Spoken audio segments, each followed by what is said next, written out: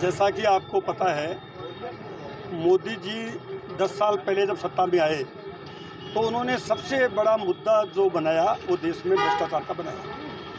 कांग्रेस सरकार पे बहुत आरोप लगाए, काला धन वापस लाऊंगा देश में और उन पैसे को देश की जनता में बांटूंगा 15-15 लाख रुपए के रूप में। 10 साल हो गए पूरे, एक भी पैसा, एक भी न तो काला धन 1 रुपया आया और न जनता को मिला।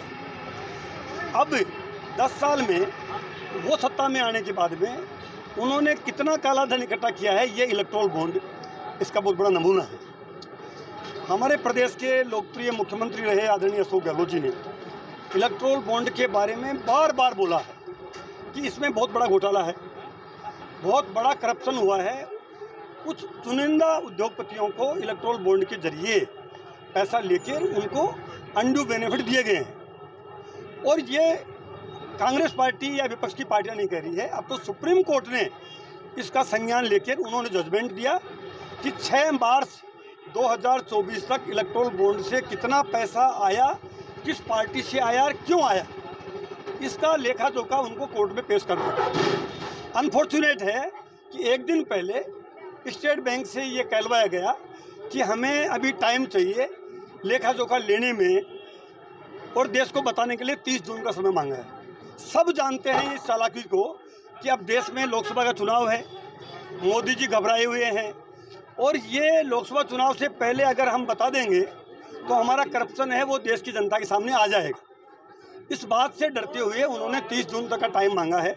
आप जान रहे हो कि आईटी का ज़माना है, बैंक एक सेकंडों में कितने उनके अकाउंट्स होल्डर हैं, किसका कितना पैसा है ये बता सकते हैं।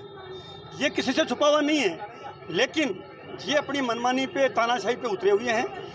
देश के जो विपक्ष के नेता हैं उनको डराया जा रहा है, धमकाया जा रहा है, ईडी इनकम टैक्स के जरिए वो भी ये देश देख रहा है। लेकिन कहते हैं कि विनाश काले विपरीत बुद्धि। अब ये लग रहा है कि मोदी जी की सरकार की उल्टी गिनती शुरू हो गई है और ये लोकसभा चुनाव में राहुल गांधी जी जो मुद्दे बना रहे हैं, जो हमारे देश के बुनियादी मुद्दे हैं, बेरोजगारी, महंगाई और भ्रष्टाचार, उस पर मोदी जी की सरकार चारों तरफ से घिर गई है, कोई जवाब नहीं दे रही है। आने वाला जो समय है ये हम मानते हैं कि ये देश में लोकतंत्र की जड़ें बहुत गहरी हैं और देश की जनता जाग उठी है, जान चुकी है और मोदी जी को सही वक्त पर जवाब मिलेगा। दिन भर की सारी अपडेट्स के लिए सब्सक्राइब करें राजस्थान कवरेज को और बेल आइकन दबाना ना भूलें ताकि आप रहे अपडेटेड हमेशा।